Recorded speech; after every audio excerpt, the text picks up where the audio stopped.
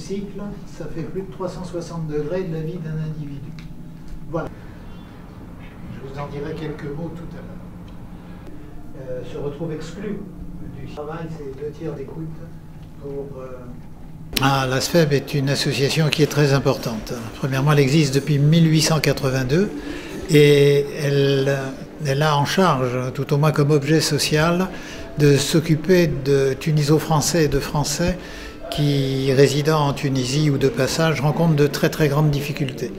Nous travaillons bien sûr en corrélation directe avec les services sociaux du consulat, mais nous sommes là pour intervenir directement à très court terme pour essayer de trouver des solutions à des problèmes qui sont des problèmes médicaux, sociaux.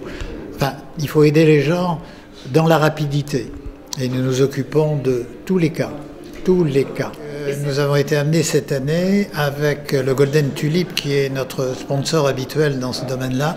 Nous avons été amenés à utiliser leur très grande tente de 800 personnes, dans laquelle nous allons pouvoir faire une très grande exposition artistique pop art. Bien sûr, le bénéfice de cette manifestation ira à nos œuvres sociales qui, comme je vous le disais, touchent aussi bien des petits-enfants qui ont des problèmes que des personnes âgées qui ont des problèmes médicaux, surtout en ce moment. Et puis également, je dirais depuis 2-3 ans, nous rencontrons des opérateurs locaux qui avaient des petites activités artisanales ou culturelles et qui se retrouvent sans aucune activité. Et cela pose d'énormes problèmes, ça pose des cassures familiales, des cassures sociales. Et il faut donc que nous accompagnions ces gens-là dans les meilleures conditions possibles.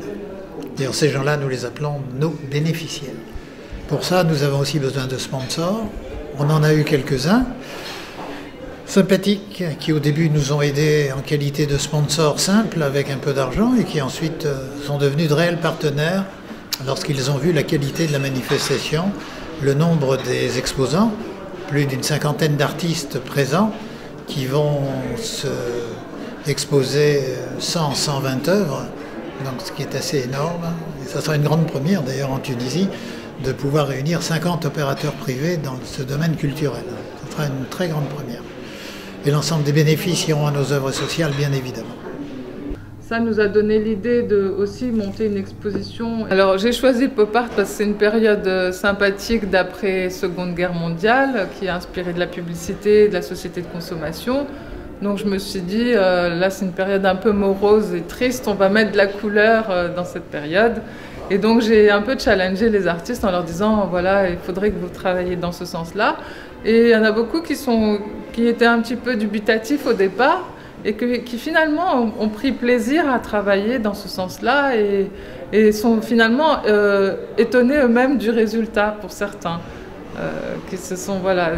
Et finalement, il y en a qui se sont dit, tiens, ben, finalement, on va travailler dans ce sens-là, parce que ça leur a donné d'autres idées en plus, donc c'est chouette. Alors, bien sûr, il va y avoir des peintres, des photographes. D'ailleurs, il y a la photo de l'affiche qui a été faite par Michel Giliberti, qui est peintre à la base, mais pour le pop art, a travaillé sur la photo, parce que c'est ce qui l'a inspiré davantage.